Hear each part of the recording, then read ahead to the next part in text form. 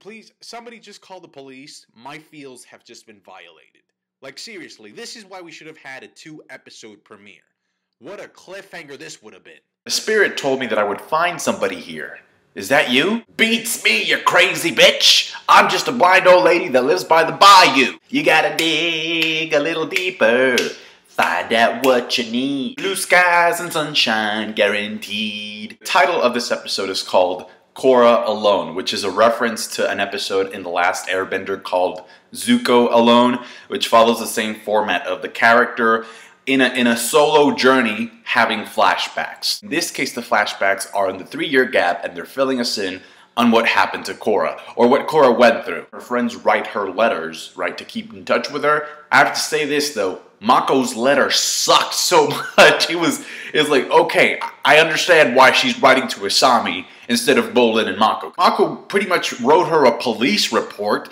At least Bolin drew pictures with Crayolas. Korra's still really traumatized because of her experience with Zahir, which I think it's understandable, and I like the fact that they included why she lost the earthbending battle at the end of last episode, because it's not like, you know, she's not fighting, you know, an average earthbender. She's fighting with herself. And so initially I thought that the book was called Balance, because that's what, you know, the Avatar does. You know, they try to bring balance to the world. But in this case, it's more like, okay, it's not just that. Korra has to achieve balance within herself to be able to bring it to the world first, because if she's all messed up, she's not going to be able to help anybody. So she's being haunted and bullied by her Avatar state, while at the same time trying to reconnect with Rava, which is kind of a contradiction, right? So I'm assuming that one of the keys in healing is that she's going to be able, or she has to acknowledge the fact that her in the Avatar state is the manifestation of Rava. Like, those two entities aren't really separate. So in accepting that part of her, she'll become complete. She undergoes physical therapy with Katara, because, you know, Katara is a healer, and there's this one part where she snaps at Katara. I'm like, girl, okay, I'm gonna let that one slide, because I know you're frustrated, but don't do that. Then she also snaps at Tenzin, who finds another way of saying pretty much the exact same thing that she didn't want him to say, which is to be patient. And I have to say that I agree with Korra a little bit, because Tenzin is in a very comfortable position right now. Why?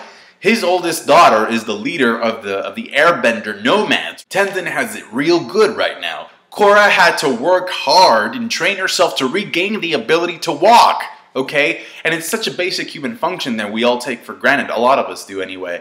And, you know, they played the epic music to just show you, you know, how this is a process for her. And the thing I liked about that part with Katara, okay, is that Katara already knows where the problem is. She says, it's in here. Your mind can be a powerful ally or your worst enemy, depending on what you decide. So she knows that's the problem, but she can't push Korra to heal faster, because that depends on Korra. The improvement has to come out of herself. It's not exterior.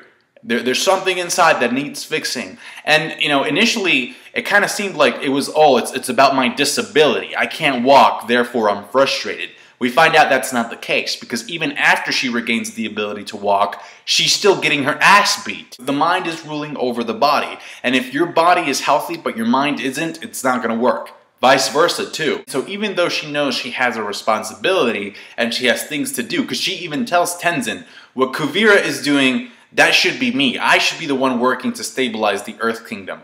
But despite that, she ends up giving up, and that is symbolized by her cutting her hair. Before that, she left her parents, which is something that I like about this series, is because usually when it's young adults, or, you know, it's people in their teenage years, writers have to find a way to get the parents out of the way, and so usually what happens is that they end up killing the parents, or the parents are already dead.